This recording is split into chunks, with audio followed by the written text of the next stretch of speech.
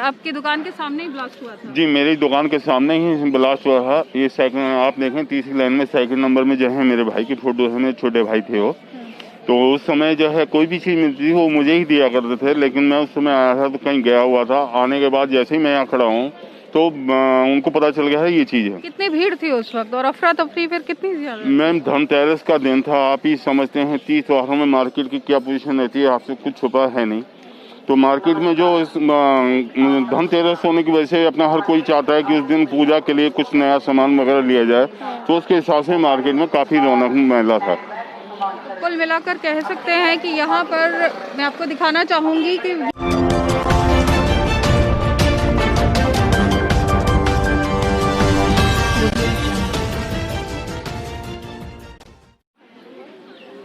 Delhi bomb blast को 15 साल पूरे हो चुके हैं, लेकिन जिन लोगों ने अपने परिजनों को खोया उनके लिए वो घाव आज भी उतना ही ताज़ा है।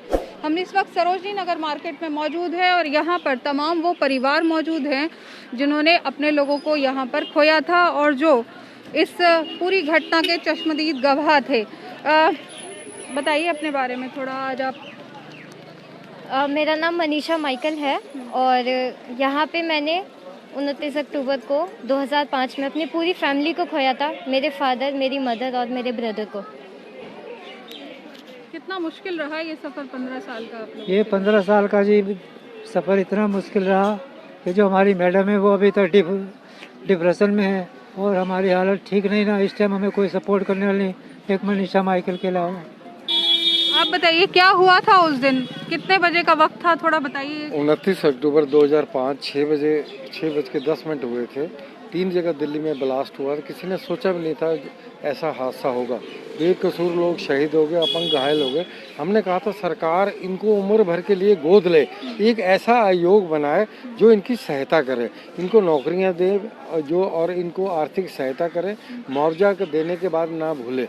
और मैं अभी फिर प्रार्थना करता हूँ सरकार आयोग बनाए जो बेकसूर लोग शहीद होते हैं। आज इस मार्केट में आपकी अपनी दुकान है, हालात कितने बदले हैं या अभी भी आपको लगता है कि कभी भी इस तरह की घटना दोहराई जा सकती है? ऐसा है, तीज त्योहारों में सुरक्षा के हिसाब से काफ़ी अपना बेहतर कर दिया जाता है। जब भी तीज त्योहार आते हैं तो जैसे आपने देखा कि चारों तरफ अपना जो भी रास्ते हैं उनको ब्रैकेट लगा दी गई है, सुरक्षा के मुकम्मल इंतजाम किए गए हैं।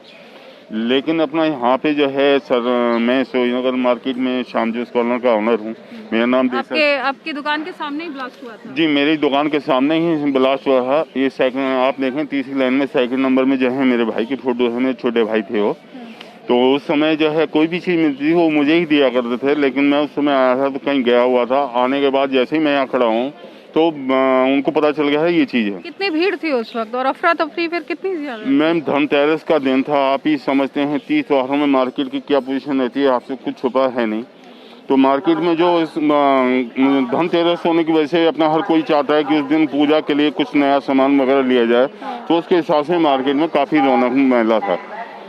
कुल मिलाकर कह सकते हैं कि यहाँ पर मैं आपको दिखाना चाहूँगी कि यही वो जगह है सामने जहाँ पर ये ब्लास्ट हुआ था और खचाखच भरी हुई मार्केट थी क्योंकि धनतेरस का दिन था। आप बताइए, 15 साल इस घटना को पूरे हो चुके हैं, कैसे देखते हैं अभी भी आप? अभी भी हम देखते हैं कि सेफ तो है नहीं दिल्ली, देश ही सेफ नहीं है। लोग हत्याएं हो रही हैं खुलेआम। बम विस्फोट तो अलग बात है कि चलो आतंकवाद कह सकते हैं, लेकिन मनुष्य इंसान खुद ही इतना मतलब दुश्मनी हो चुकी है, इंसानियत ही ख़त्म हो गई है कि खुलेआम जैसे अभी निकिता बोल सकते हैं या रेप विक्टिम्स इतने हैं या सुसाइड, या मतलब हालात ऐसे हो गए हैं देश के कि वो तो सारी चीज़ें थी, ये भी खैर बोलते हैं पाकिस्तान करा रहे हैं या अन्य देश करा रहे हैं। मैं आपको दिखाना चाहूँगी तमाम लोगों की ये तस्वीरें हैं जिन्होंने उस दिन दिल्ली में हुए ब्लास्ट के दौरान अपनी जान को गंवाया था और उसमें छोटे बच्चों से लेकर और बुजुर्ग तक शामिल हैं। आप देख सकते हैं ये तमाम उन लोगों की तस्वीरें हैं जिन्होंने 15 साल पहले आज ही के दिन 29 अक्टूबर 2005 को अपनी जान गंवाई थी। और जैसे हमने परिजनों से आपकी बात करवाई, वो लोग जो इस दंश को, इस दर्द को, अपने लोगों को जो खोने का है उसको आज भी झेल रहे हैं। मार्केट में क्या सुरक्षा की व्यवस्था कुछ और चाक चौबंद या अलर्टनेस बढ़ी या अभी भी वही स्थिति है? नहीं, 2005 के बाद जब ब्लास्ट हुआ था जी, उसके बाद यहाँ सुरक्षा बढ़ाई गई थी। और जैसे त्यौहार होते हैं, 15 अगस्त, 26 जनवरी होती है, उस टाइम यहाँ पे पुलिस की सुरक्षा होती है।